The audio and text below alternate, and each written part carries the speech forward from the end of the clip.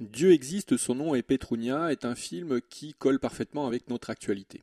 En effet, le film a tous les atouts, tous les ingrédients pour alimenter les débats qui aujourd'hui font les beaux jours des médias qui nous entourent, que ce soit l'Internet, que ce soit la radio, que ce soit la télévision ou même la presse écrite. Certains y verront une apologie du féminisme, quand d'autres y verront moyen de discuter sur le rapport qui existe entre tradition et modernité et de voir comment l'homme au milieu de tout cela peut se trouver un équilibre stable. Tout commence donc dans ce film-là le jour de l'Épiphanie, première fête religieuse de l'année, supposée être le jour des révélations. Une femme, nommée Pétrounia, va vivre différentes expériences, des révélations intimes, sociales, sociétales et même politiques. Le pari est osé. Mais le réajustement d'échelle proposé ici par Teona Stugar-Mitevska, la réalisatrice, fonctionne parfaitement. À partir des expérimentations du singulier, Pétrounia, il est question pour la cinéaste d'évoquer un collectif, le peuple de Macédoine. Une civilisation implantée dans une région du monde singulière, les Balkans.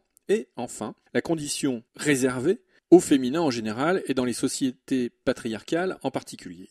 On l'aura donc compris, le film a tendance à lorgner du côté d'une certaine forme d'universalité. L'histoire se déroule à Stipe, une petite ville de Macédoine, et donc, on l'a déjà évoqué, toutes les années, au mois de janvier, le prêtre de la paroisse lance une croix de bois dans la rivière, et des centaines d'hommes plongent pour tenter de l'attraper.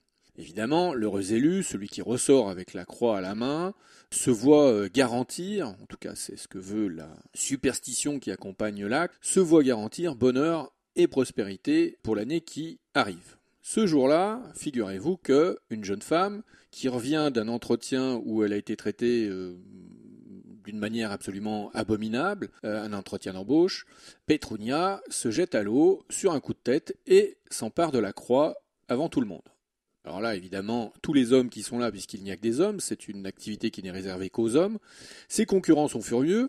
Bien évidemment qu'une femme ait déjà pu participer, qu'elle ait pu oser prétendre à se livrer à ce rituel, et la guerre se déclare vis-à-vis de cette femme, Pétrounia, qui ne lâche rien, qui tient bon, qui campe sur ses positions, puisque d'après elle, elle a gagné la croix, donc elle ne la rendra pas, c'est que Dieu l'a choisie elle pour être l'élu pour l'année à venir. Alors Pétrounia, déjà dès le départ, n'a pas le profil d'un individu soumis, qui ne possède pas les armes nécessaires pour se libérer, bien au contraire. Pétrounia est cultivée, Pétrounia est intelligente et même elle est brillante. Envoûtée par le climat qui règne autour du lancer de croix locales, Pétrounia défie les hommes, elle défie le monde, elle défie l'Église et bien évidemment l'archaïsme qui accompagne tout ce qui gère et tout ce qui fige le fonctionnement des sociétés patriarcales. En récupérant la croix, elle colle à la légende, elle est bien l'élue. Mais il y a une évolution conséquente que sa seule présence apporte à la tradition de l'épiphanie. Ce n'est pas la félicité qui l'attend, mais simplement d'être un indicateur d'un changement social à envisager et à considérer. Si elle ose se mesurer aux hommes dans la quête d'une élection métaphysique, cela laisse augurer de candidates potentielles à l'avenir. Si Pétrounia l'a fait, d'autres le feront. Alors Pétrounia n'est finalement que la partie immergée d'un iceberg. À ce propos, on notera formellement un usage majoritaire des plans longs et des plans moyens.